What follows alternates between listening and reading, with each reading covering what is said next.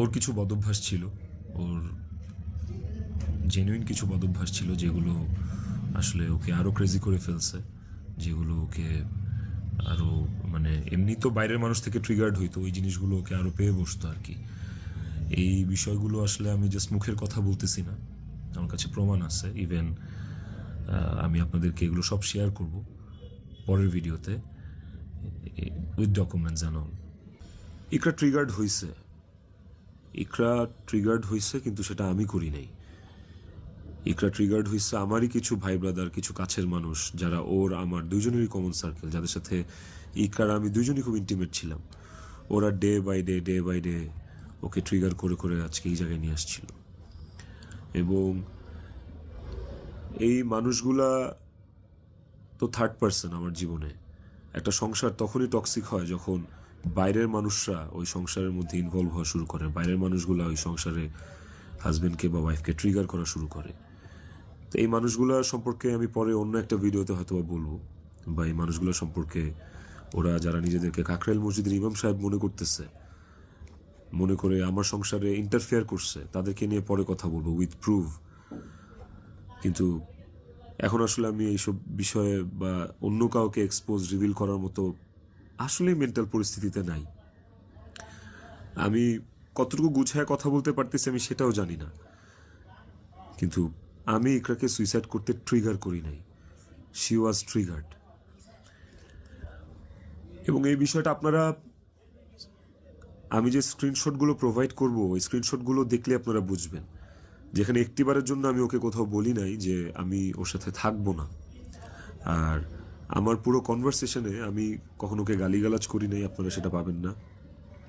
বরঞ্চ ও আমাকে অনেক গালিগালাজ করছে, অনেক উল্টাপাল্টা কথা বলছে, অনেক থ্রেট দিচ্ছে, অনেক কিছু করছে। তো আমি ট্রিগার করি নাই, আমি অন্তত চাই নাই যে ও সুইসাইড করুক। আমার কাছে ইকরা শুধু আমার ওয়াইফ ছিল না, আমার কাছে এত টক্সিসিটির পরে এসেও ইকরা আমার কাছে আমার সন্তানের মা ছিল। এটা আমার কাছে অনেক বড় একটা ব্যাপার ছিল। আপনাদের আরেকটা বড় প্রশ্ন বা জানার ব্যাপার ছিল যে ইকরার মৃত্যুর আগে ওর ভিডিও কলে ও এমন কি দেখছে বা আমি এমন কি বলছি ভিডিও কলে যে কারণে ও বাধ্য হয়েছে সুইসাইড করতে। আপনাদেরকে যে স্ক্রিনশটটা দিব ওই স্ক্রিনশটটাতে আপনি নিচে গেলে দেখতে পারবেন যে একটা কনভারসেশনের পরে ওর সাথে আমার একটা 22 সেকেন্ডের ভিডিও কল। ওই ওই 22 সেকেন্ডের ভিডিও কলটার বিষয় বলি। ও আমাকে কল দিচ্ছে, আমি ফোনটা ধরছি, ধরার পর ও আমাকে বলছে যে আমার শেষবারের মতো দেখে না, আমার আর জীবনে কোনোদিন দেখবি না। তো ওর ওই কথাটা শোনার পরে আমার কাছে মনে হয়েছে যে আমি খুব ঘাবড়ে গেছি, আমি ভয় পেয়ে গেছি যে নিশ্চয়ই কোনো একটা দুর্ঘটনা ঘটবে। সাথে সাথে আমি আমার অ্যাসিস্ট্যান্টকে কল দিছি যে ম্যাডাম পাগলামি করতেছে, ম্যাডাম রে তাড়াতাড়ি যা দেখ ম্যাডাম কি করতেছে, তাড়াতাড়ি পাগলামি করতেছে। ওই অ্যাসিস্ট্যান্টের সাথে কথা বলার সময় আমার ফোনে ওই কথা বলা অবস্থাতে আরেকটা ভিডিও কল আসছে। অ্যাসিস্ট্যান্টকে আমি হোয়াটসঅ্যাপে কথা বলতেছিলাম, মেসেঞ্জারে আমার কলটা ভিডিও কলটা আবার আসছে টিকটার থেকে। তো অ্যাসিস্ট্যান্টের সাথে কথা বলতে বলতে ওই কলটা রিসিভ করতে পারি নাই। অ্যাসিস্ট্যান্ট ততক্ষণে ম্যাডামের ওখানে গেছে, আর আমার কলটা যেহেতু আমি ধরতে পারি নাই, তারপর আমি অ্যাসিস্ট্যান্টের সাথে কথা শেষে আমি নিজে কল ব্যাক করছি। তারপর আর ওই কল ওখান থেকে আর কখনো রিসিভ হয় নাই। তো আমার কথা হচ্ছে যে আমার কথা ভাবে নাই, মানলাম। আমার ছেলেটা রিজিক পর্যন্ত যে ওকে গেটে ধাক্কা দিচ্ছে, নক করছে, বলছে যে মা দরজা খুলো, মা দরজা খুলো। রিজিকের কণ্ঠস্বরটা কি ওর কানে যায় নাই? রিজিকের প্রতি কি ওর একটু মায়া কাজ করে নাই রিজিকের কথাটা শোনার পরে? তো এই ভিডিও কলের বিষয়টাও আপনাদেরকে আমি ক্লিয়ার করলাম। আই হোপ আপনারা স্ক্রিনশট দেখলে বুঝতে পারবেন। এবার আসেন নেপালের শুটিং প্রসঙ্গ। নেপালে নেপালে কি আমি এই প্রথম জীবনে শুটিংয়ে আসছি? এর আগে আমি নেপালে শুটিং করছি, এর আগে আমি মালয়েশিয়াতে শুটিং করছি, থাইল্যান্ডে শুটিং করছি, সুন্দরবনে শুটিং করছি, দেশে মানিকগঞ্জ, কক্সবাজার, কত জায়গায় কত আউটডোরে শুটিং করছি। তিথিও ছিল অনেক শুটিংয়ে। ওইসব শুটিংয়েও কিন্তু আমার আশেপাশের মানুষগুলা যারা প্রিটেন্ড করতো যে তারা আমার শুভাকাঙ্ক্ষী, বাট অ্যাকচুয়ালি তারা আমার শুভাকাঙ্ক্ষী না। ওই মানুষগুলা কিন্তু তখন ইকরাকে অনেক ট্রিগার করতো। কই, তখন তো ইকরা এই ধরনের কোনো স্টেপ নেয় নাই, তখন তো আত্মহত্যা করে নাই। আপনারা ইকরার আর ইকরার বান্ধবীর স্ট্যাটাস, সরি কি বলে ওটাকে, স্ক্রিনশট বোধহয় পড়ছেন। ওখানে কিন্তু ইকরা নিজেই স্পষ্ট লিখছে যে ও এইসব মানুষের কথাবার্তা নিতে পারতেছে না, গত 3 বছর ধরে ও এইসব মানুষের ট্রিগার আর সহ্য করতে পারতেছে না। ওর নিজের কথা ও নিজে লিখছে, আপনারা পড়ছেন। তো কিভাবে বলেন যে আমার ইকরাকে আমি মেরে ফেলছি? আমার ইকরাকে এইসব মানুষ মেরে ফেলছে, এরা মেরে ফেলছে ট্রিগার করতে করতে, ওর কান ভরতে ভরতে। ইকরা ওয়াজ সো সফট হার্টেড। ও বাইরে থেকে অনেক শক্ত কিন্তু ভেতরে খুব নরম একটা মানুষ ছিল। ওকে খুব সহজে ম্যানিপুলেট করা যাইত। ও মানুষের কথা বিশ্বাস করতো কারণ ও খুব সহজ সরল ছিল। তো এই আশেপাশের মানুষগুলো এই সুযোগটাই আসলে কাজে লাগাইছে, আশেপাশের মানুষগুলো এই চান্সটাকেই আসলে ইউটিলাইজ করছে। আপনারা অনেকেই বলতেছেন যে বউ ডিপ্রেশনে আছে আর জামাই নেপালে গার্লফ্রেন্ডের নিয়ে ফুর্তি করতেছে, বার্থডে উদযাপন করতে গেছে, এই ধরনের কথাবার্তা আপনারা অনেক বলতেছেন। দেখেন, এই নেপালে শুটিংয়ের আসার কিছুদিন আগে আমার নিজেরও বার্থডে ছিল। আমার বউ সুন্দর করে আমাকে সারপ্রাইজ দিচ্ছে, আমার ছেলে নিজের হাতে সাজাইছে, বাসায় আমার বার্থডে সেলিব্রেট করছে। তাইলে কি আমার বউ ডিপ্রেশনে ছিল?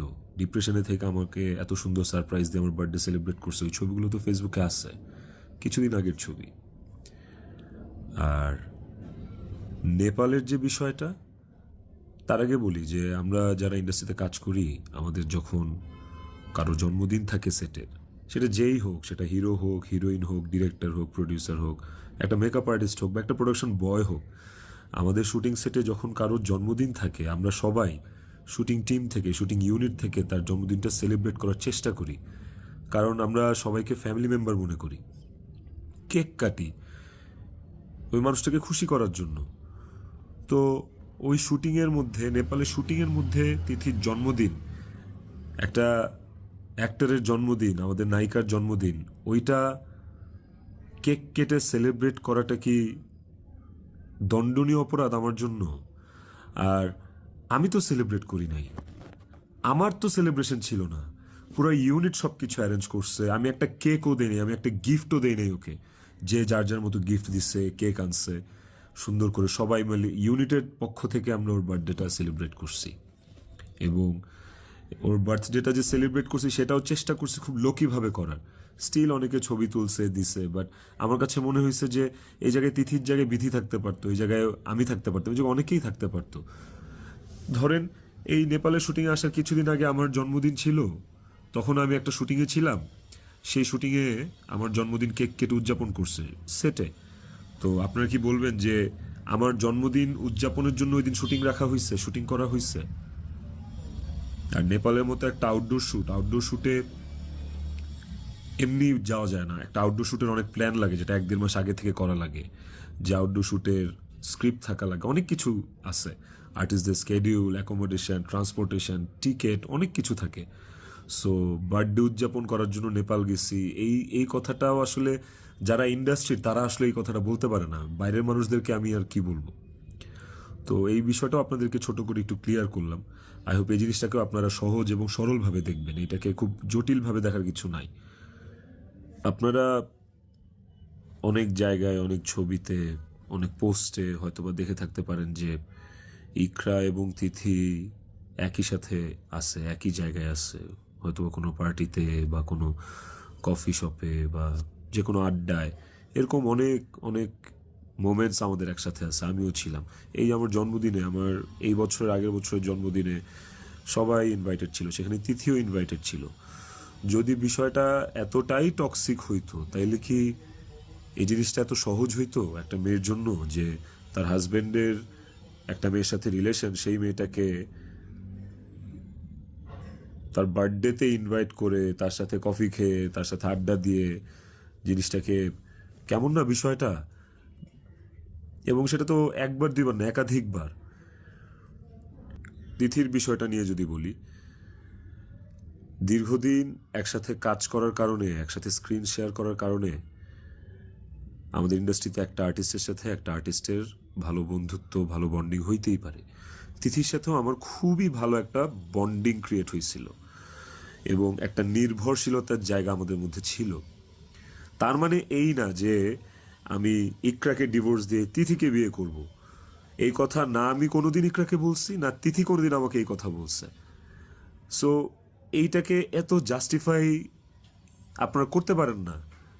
আই হ্যাভ প্রুভ, আমি আমি আমি কয়েক জায়গায় লিখছি যে তুমি আমার ওয়াইফ, ইকরাকে, যে তুমি আমার ওয়াইফ। তো আমার লাইফে ওয়াইফ একটাই, and it is you, and আমি তোমাকে ডিভোর্স দিব না, আমি তোমার সাথে সংসার করতে চাই। কয়েকবার এই কথা আমার কনভারসেশনে লেখা আছে, আপনারা দেখবেন। তিথির প্রতি এই সুন্দর একটা নির্ভরযোগ্যতার জায়গা তৈরি হওয়ার পেছনে যে কারণটা, সেটা হচ্ছে যে চারপাশে এত এত ভুল মানুষ দেখছি, চারপাশে